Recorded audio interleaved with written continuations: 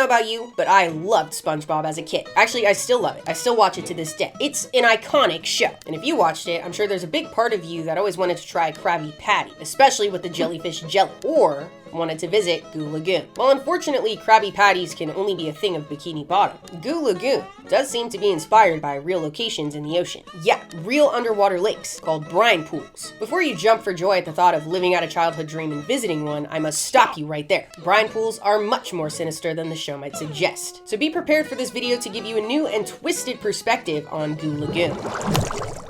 Let me start off by defining what a brine pool actually is. Brine pools are collections of water that have insanely high concentrations of salt, which I know just sounds like salt water, i.e. the ocean. But the water in the brine pools contains so much salt that it can't mix with the surrounding seawater at all, or at a really slow rate. And since that brine has more salt than the surrounding seawater, it's heavier than the surrounding seawater and stays sunken at the bottom, in some sort of depression on the seafloor, appearing to form an underwater lake, or pool, Goo Lagoon. There's a few ways these brine pools form that we know of. Usually that have to do with salt deposits underneath the seafloor being messed with. If seawater gets into those salt deposits, they start to dissolve, making the already salt water more salty, extremely salty. Then it kind of just stays put as brine.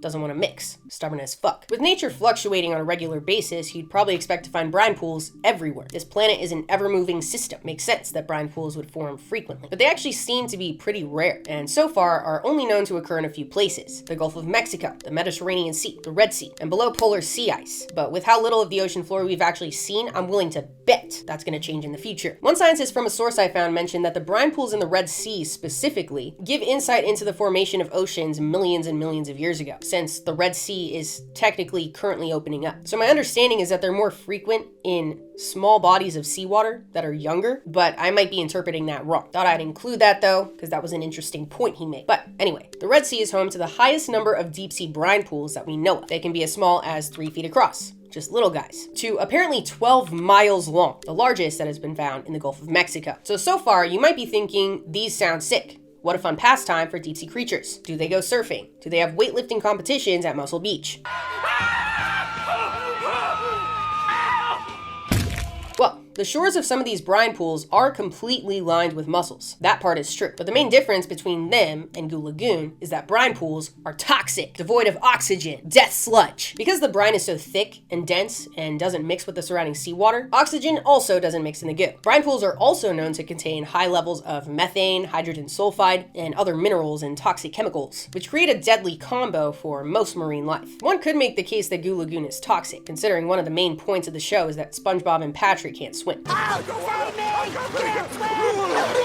I don't know if you've ever played Battle for Bikini Bottom, arguably one of the best video games ever made, but all of the underwater pools are toxic to all of the characters you can play as. If you touch it, it like shoots you back, until if you touch it too many times, you sink. And that's kind of what happens to animals who come in contact with a brine pool. Any creature that ventures too far into the brine and can't get out dies due to cerebral hypoxia and toxic shock. They're like mass graveyards of fishes, crustaceans, etc. on the bottom of the sea floor. The lack of oxygen means that animals that die in the pools have their bodies preserved there for years, kind of like bog bodies. Peat bogs are anoxic, which is why the Tulin Man has looked like that for thousands of years. But as you would expect from the inhabitants of the real-life rock bottom, they do not let any food go to waste. Some predatory species have learned to take advantage of the pools. They wait along the edge to feed on dead or disoriented creatures, like the seal, scavenging, going in and out of the brine. Predatory species like these aren't immune to toxic shock though, and kind of have to time their dives perfectly, hoping they can make it out in time before the toxic shock hits them. But as I said before, the brine pools are only toxic to most marine life, not all. There's one particular group that can actually thrive there, and also in just about any place you can think of on the planet. I'll admit, I've really never ever talked about them, so I'm gonna give you a hint. It's a massive group of organisms, like an immeasurable amount of species, but the individuals are very small. All right, here's another hint. One that you will probably hate. There's trillions of them all over you. What? Yeah, bacteria. Bacteria are honestly the shit, and we don't give them enough credit for it. We tend to think of all bacteria as bad, a sign of filth, but that is propaganda. Some bacteria are cool. Some can degrade plastic. That's becoming a thing. Some like eating oil. Oil exists, might as well eat it. Some are the reason we have beer, cheese,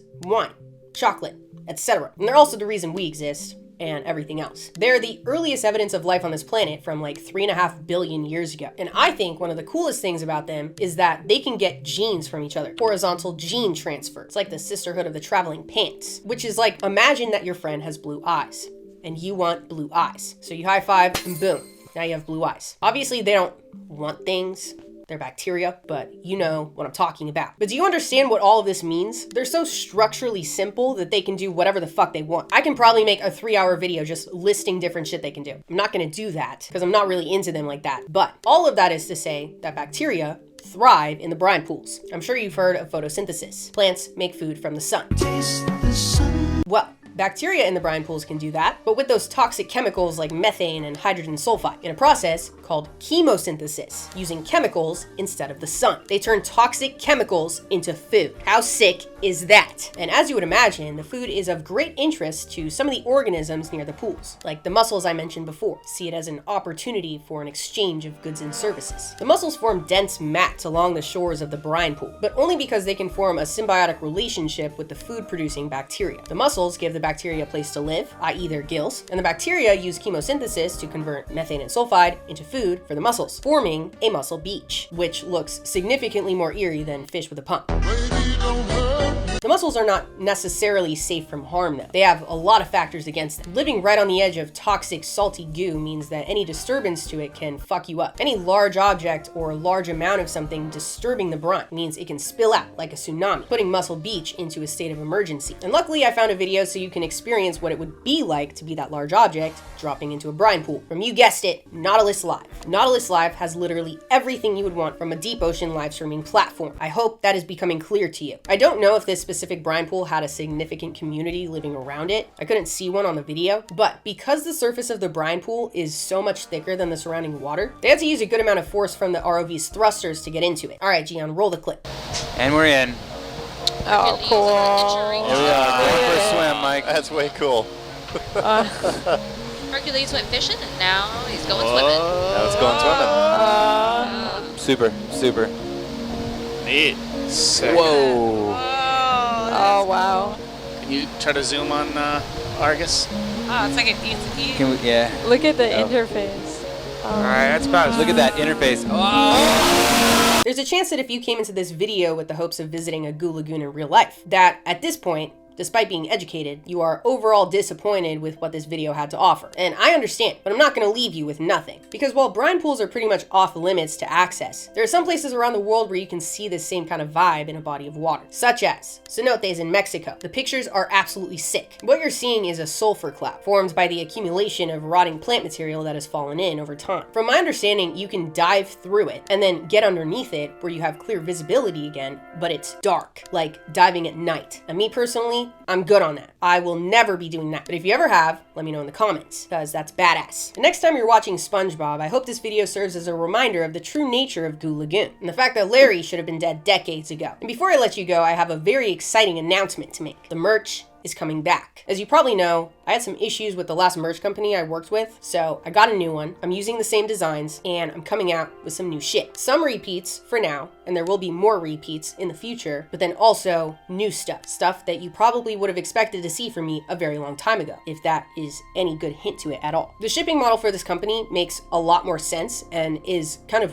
what you would expect for buying clothes online. So it's not like a pre-order thing. You can place your order and then expect the clothes to get to you in a reasonable amount of time, which is great. I'm very excited to be working with them because they've been doing this for like 13 years now, so they have their shit figured out. So I hope you're excited. There's gonna be a wide range of things to purchase, and I'm gonna make them available on YouTube. So stay tuned for that announcement that's gonna come with the next video. So if you like this video, be sure to subscribe so you don't miss it. The next episode on the history of life on Earth that we know of. Check out my Patreon for behind the scenes updates and our Discord server. And for now, stay curious. The world has a lot for us to learn. See ya!